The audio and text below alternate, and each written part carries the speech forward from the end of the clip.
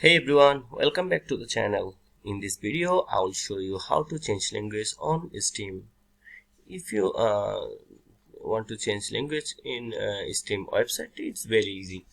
First, go to Steam website and then you will see an option language. Just select your preferred language here.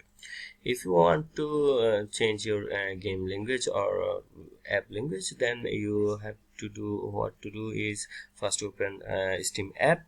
Then from here just select store from here. Then from the store select your store from here.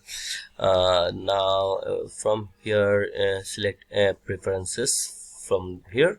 Now select in this section select language preferences. Then from here after selecting it, you will see a bunch of language options. Just select your options and then click save, and it will be changed. And that's it. That's how you can change language on Steam.